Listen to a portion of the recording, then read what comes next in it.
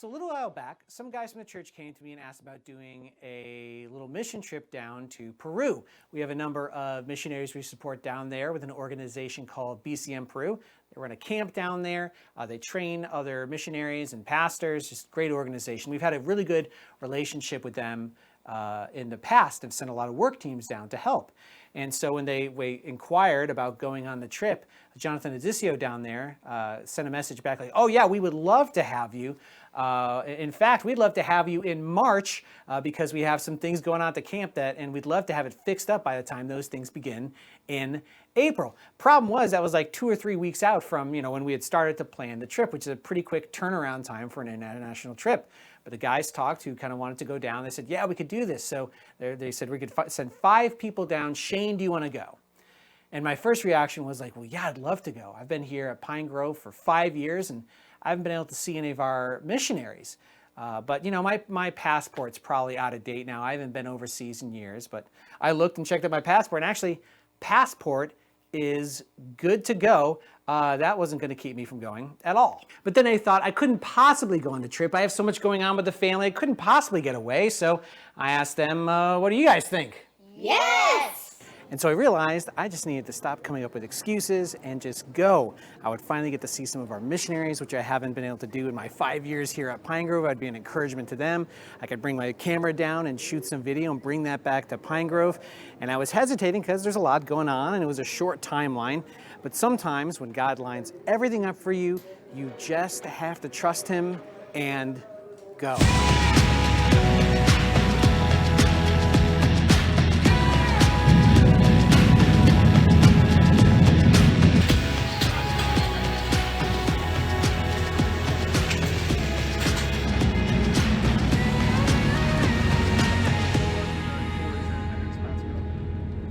Well, we made it here to Peru safe and sound and already have done a day's worth of work by the time I'm recording this. We're at a camp at BCM Peru where they do a number of different activities. They do kids kind of summer camps and it's summer here now, which is why you're catching me in work clothes because it is very hot compared to what we were coming from in Pennsylvania. They also host a Bible Institute here to train people not only from Peru, but people actually from the surrounding countries come and study here so they could be equipped with God's word, so they could go out and do the work back in their country or all over, out in the jungle, out in the mountains, wherever people might be going. So that's another ministry they do here. And then they do retreats, other hostings and training kind of things here. There's all sorts of activity at the camp.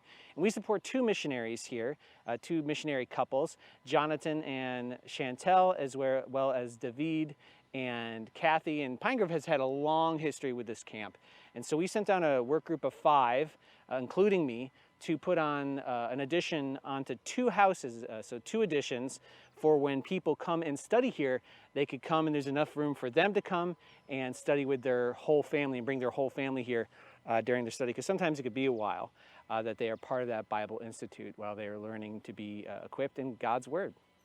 But as I was saying from the beginning, I wasn't sure if I should come. I was kind of coming up with all these excuses, hesitating to kind of jump on this plan because it felt, at least to me, a very last minute and a lot to take care of before I headed out of country. And sometimes we all experience that where God has clearly shown us an opportunity. Now many times it's time for patience. That is really important. There's a time to wait on the Lord's answer, but there's also a point when God clearly shows us an opportunity and we are to take it. We are to take on that opportunity, and sometimes we hesitate or we freeze up because the opportunity seems too big for us or it seems really intimidating. And so what we're going to see in our text today in chapters 4 and 5 is going to answer that question of how do we trust God when it is time to act, right? That when it is time to go, even though our temptation might be to freeze or to hesitate. As we've been walking through the book of Judges, chapter 4 and 5 is going to be a pretty well-known story to many of you. It is the story of Barak and Deborah. Chapter 4 is the telling of the story, and chapter 5 is a song that Deborah tells of what happened and the great battle that they fought and how God delivered them. We're going to be focusing mostly on chapter 4, but kind of pointing to chapter 5. So we're kind of be jumping back and forth, kind of walking through the narrative and then showing some information that the song afterward tells us. Now, something may have already caught your ear, and that is Barak. You may have heard it in the past pronounced as Barak. But when we think of the name Barak in our country and in our day, it comes from the Hebrew word barakah, which means blessing. But in the original Hebrew text of this story, it's actually Barak, which means lightning. So it's going to be exciting to see what the lightning bolt does in our story this week. Also wanted to point your attention to the fact that this story is very much one of contrast, contrasting Deborah and Barak and the different characters in their story.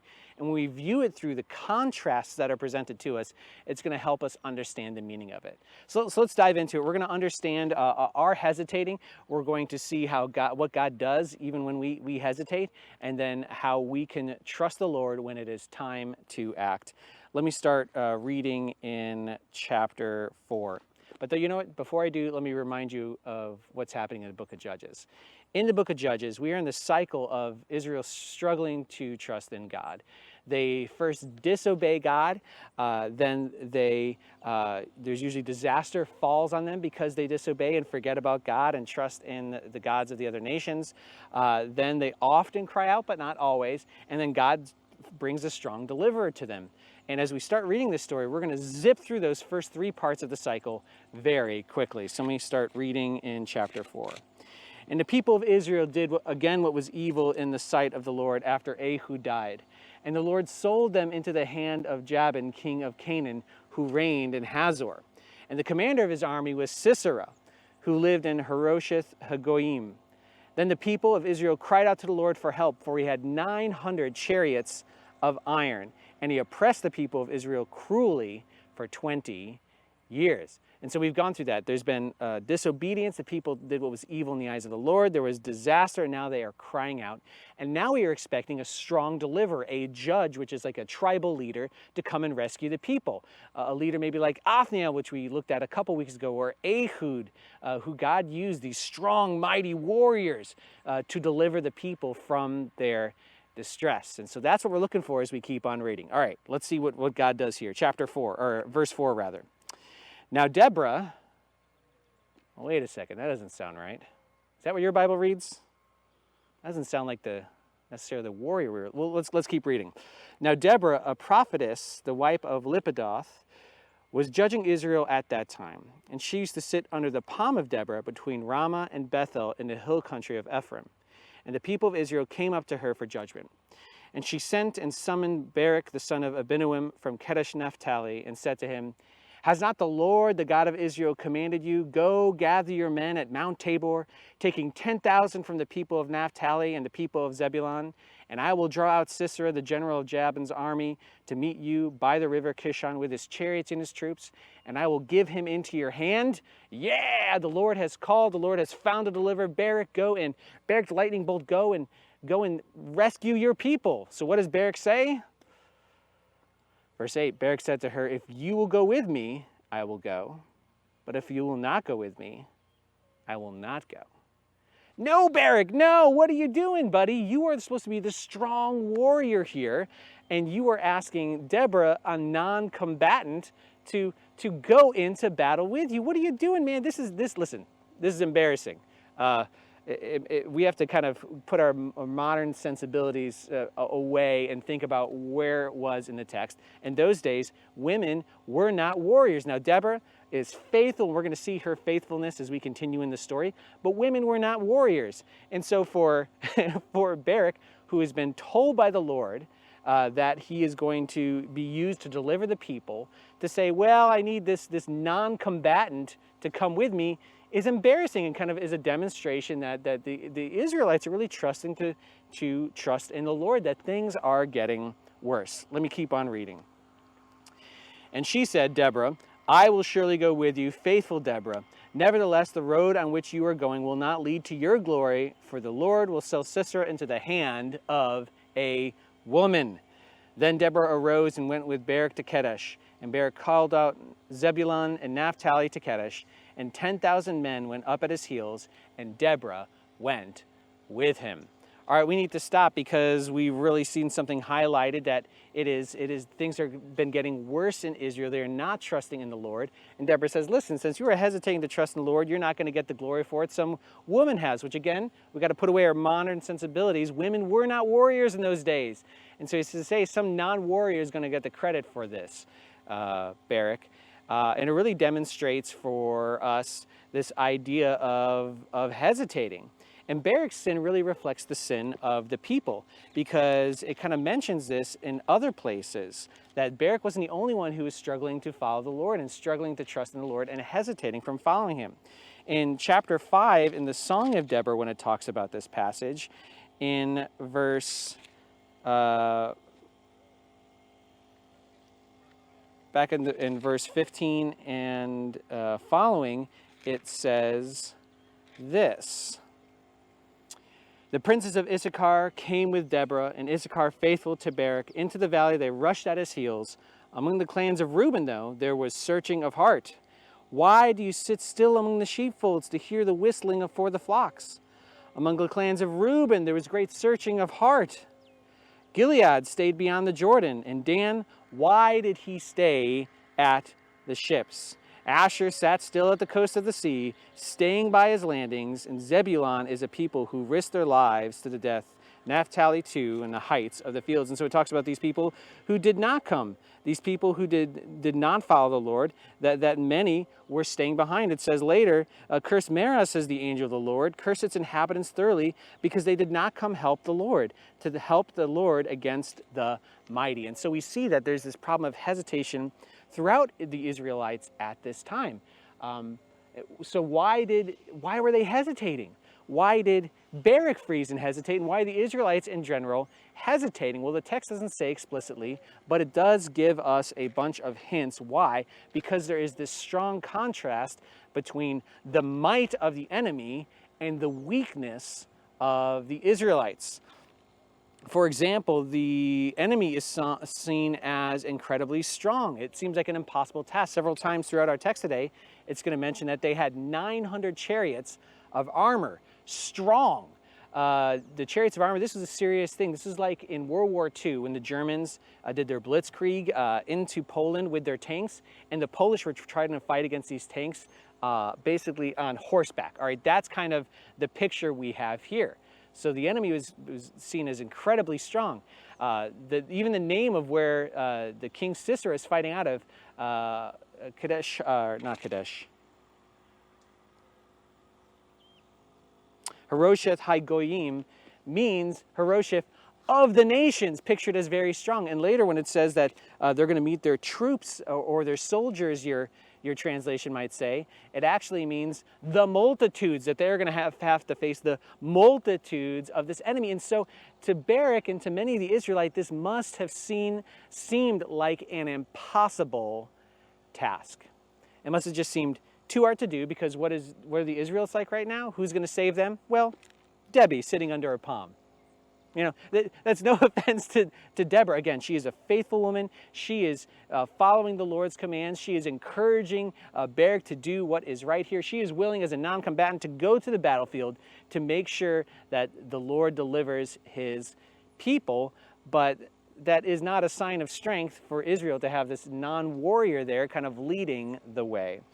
And, you know, it reminds us, too, that sometimes we hesitate. Sometimes we hesitate the Lord for different reasons. Maybe it's when we're going to share our faith with somebody and the moment is kind of big for us and we're worried about what they might think and say. And so we hesitate, even though we want to take that opportunity to share about the love of God with other people. Or maybe it's when, you know, we're parenting and we have to sit down and have a tough conversation with our child, and we don't know how it's going to go, and we don't know how it's going to react. It would be better to just ignore this thing rather than to have that difficult conversation.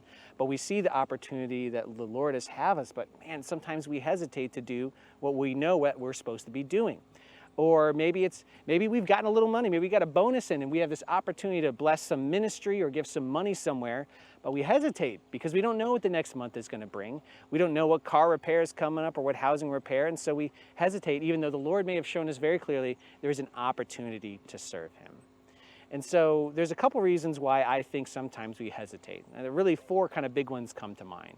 One is sometimes we hesitate or freeze to trust the Lord when he shows us an opportunity because of fear. We're just afraid of the moment. We're afraid that the job is too big for us, that the moment is too big for us. The second is sometimes we feel inadequate to the task that is at hand. We feel weak or inadequate, kind of the way maybe that Barak and the Israelites felt. I experienced this one once. I remember when I was a new believer, and I was really excited to share my faith with others. I really wanted others to come and trust in Jesus Christ. And one day I was hanging out in the break room having my lunch with a bunch of other people, and someone asked, "Hey, Shane, what do Christians believe about this?" And it was the moment I was looking for, and I gave an answer, but I didn't do a great job because I kind of froze. I hesitated to kind of go all in and really take that opportunity to share about the character of God with these people and share the gospel. I did okay, but I definitely hesitated because I felt inadequate for the moment because I was a new believer.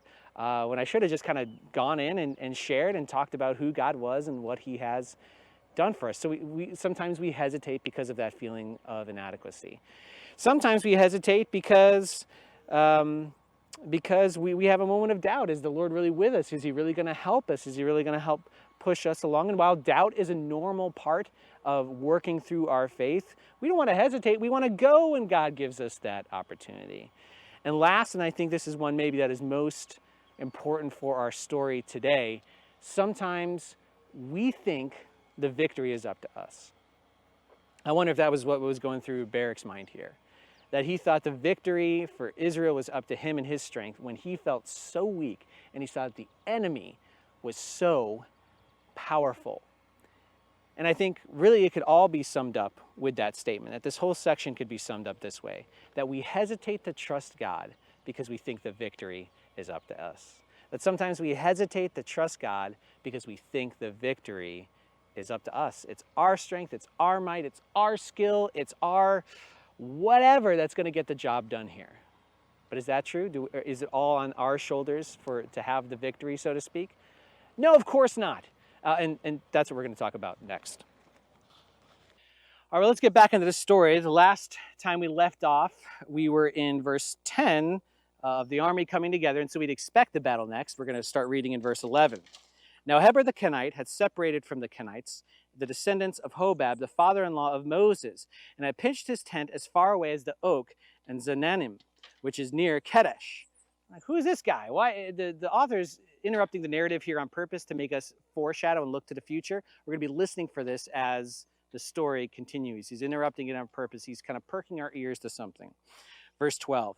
When Sisera was told that Barak the son of Abinoam had gone up to Mount Tabor, Sisera called out all his chariots, 900 chariots of iron, and all the men who were with him, from Harosheth Hagoyim to the river Kishon. And Deborah said to Barak, "Up, for this is the day in which the Lord has given Sisera into your hand. Does not the Lord go out before you?" So Barak went down from Mount Tabor with 10,000 men following him. And the Lord routed Sisera and all his chariots and all his army before Barak by the edge of the sword. And Sisera got down from his chariot and fled away on foot. And Barak pursued the chariots and the army to Harosheth Hagoyim, and all the army of Sisera fell by the edge of the sword. Not a man was left. And God gives his people victory once again. Deborah, faithful Deborah, comes out to Mount Tabor and says, "Go, Barak, the Lord is with you." And Barak, the lightning bolt, acts like the lightning bolt that he's named after and charges into the battle, and the Lord delivers them. But Sisera is still alive. Sisera is still a problem. They need to take care of him because he could continue to harass the Israelites. He could raise up another army. This is a real problem. So let's keep on reading. But Sisera fled away on foot to the tent of Jael, the wife of Heber the Kenite. Oh, that's why Heber the Kenite was brought up earlier. It was because we have this Jael. Who is Jael? I don't know. Let's keep on reading here. And Jael came out to meet Sisera and said to him, "Turn aside, my lord. Turn aside to me and do not be afraid." So he turned aside to her into the tent, and she covered him with a rug. And he said to her, "Please give me a little water to drink, for I am thirsty." So she opened a skin of milk and gave him a drink and covered him. And he said to her, "Stand at the opening of the tent, and if any man comes and asks you, 'Is anyone here?' say no." But Jael, the wife of Heber, took a tent peg and took a hammer in her hand. Then she went softly to him and drove the peg into his temple until it went down into the ground, while he was lying fast asleep from weariness. So he died. I would think so. And behold, as Barak was pursuing Sisera, Jael went out to meet him and said to him, "Come, and I will show you the man whom you are seeking." So he went in to her tent, and there lay Sisera dead with a tent peg in his temple. And so it happened just the way the Lord said, that someone else would bring this victory to the Israelites. That just like he said through Deborah to Barak, that the Lord's going to deliver your enemy into the hands of a woman. And that is exactly what has happened here. Let me finish the story. So on that day, God subdued Jabin, the king of Canaan, before the people of Israel. And the hand of the people of Israel pressed harder and harder against the king of Jabin until they destroyed Jabin, the king of Canaan. And it says at the end of chapter 5 that the land had rest for 40 years. This brings us to our next point, that we trust a God who is a sovereign deliverer. We trust a God who is a sovereign deliverer, and you can trust the king because God's plans succeed. You can trust the king because God's plans succeed, right? God desired to deliver his people, and so we could trust him to act in our lives the way Deborah obviously trusted, that Barak had to learn to trust, in the way that Jael trusted here to follow God and allow him to give them the deliverance. Because, listen, our God is sovereign and in control of all things. He controls the heavens and the earths. He can do whatever he desires to move his plan forward. And we need to remember that. We need to be reminded of the power of God, because it shows up here in this story. God's sovereignty, almost more than any of the other book of Judges, kind of really comes into play here in a number of different ways. First off, it comes up in that clearly it was the Lord that gave them the victory in the battle. That's what it says in chapter 4 when he kind of rushes into battle, that it was the Lord that delivered them into the hands of Barak and his army. But not only that, because in chapter 5, when Deborah is kind of recounting the battle, she says this. She says in chapter 4, verse 4 of chapter 5, "Lord, when you went out from Seir, when you marched from the region of Edom, the earth trembled, and the heavens dropped. Yes, the clouds dropped water.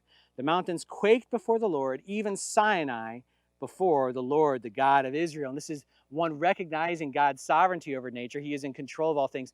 But apparently something happened here. There was a giant storm. The rains came. I wonder if the mountains quaked as some kind of giant storm or thunder or something. And that's going to come into play later, because later it gives some more detail about the battle. Again, later in the Song of Deborah. The kings came, it says in verse 19, they fought the kings of Canaan at Tanakh by the waters of Megiddo. They got no spoils of silver. From heaven the stars fought. From their courses they fought against Sisera. The torrent Kishon swept them away. The ancient torrent, the torrent Kishon, march on my soul with might. What's this all about? Well, Kishon is that river. And normally the river Kishon is this little teeny tiny river, right? It's almost not a river at all. It's a little stream most of the year. However, during the rainy season in Israel, the rain tends to collect in the hill country. And because it's so dry, all that rain just runs down from the hills into these streams. And these streams suddenly become not streams, they become literally a tidal wave. In fact, that actually happens here. Here in Peru, it's actually kind of a similar climate that, similar to Israel, and it's how dry it is. And I'm surrounded here by these mountains that are just rock and dirt. And if you keep on going this way, you start running into the foothills of the Andes. And so when the rainy season comes and that water falls in those mountains and you get a little bit of extra rain, and it just runs down those mountains right here to the valley, and these streams, which are almost non-existent for much of the year, completely flood, and they can overflow. And what happens sometime in Israel, when I went there, someone told me this, that sometimes it literally creates a tidal wave as it's first coming down. And it's powerful enough, it could literally carry away houses. And so that's the picture here in chapter 5, that literally that there was a huge torrent of powerful water that kind of helped wipe away the army and took away that advantage of the 900 chariots so that Barak and his armies could have success. And so we see that the Lord helped deliver them through his mighty power over all of nature, because obviously the clans here that were fighting this evil army, they could have seen the rain, they could have known that was coming. It was the Lord's hand that ended up delivering them. Really interesting. But there's a third way that God shows his sovereignty through this story, and that is, think of our three characters. God calling Deborah as his faithful person to help encourage Barak, but then Jael, who is Jael? And God raises up this kind of nobody to help rescue his people because he is sovereign, in control. We can trust the king because his plans succeed. We need to realize that. Well, we're called to God's plan. He's called us to take part in what he's doing around the world. When we have these opportunities to share our faith or be good parents and grandparents or contribute our time, resources, or talents to the work he is doing, God wants to move his plan of redemption forward. He wants to spread the gospel in our community and throughout all the world. His desire is to help his people grow in holiness and in their faith. His desire is first to help the downtrodden and the hurting. And his sovereign power is going to be behind us when we do all those things. And so we need to remember that our God is sovereign. He's in control. We can't leave sight of that because it's ultimately him and his power that is going to give us success in anything we do. Which is why we could trust him in those moments when we would hesitate, those moments when we freeze, knowing that the power of God, if he has called us to something, if he has put this opportunity before us, it is his power that's going to make it succeed, not our power. Who had a great story of learning to trust God and his sovereignty in a moment where you might hesitate or freeze or not follow through. I was talking to Jonathan and Chantel here at the camp, the missionaries which we support, and they shared a really good story. So I want to show you that next because I think it kind of helps make that point for us.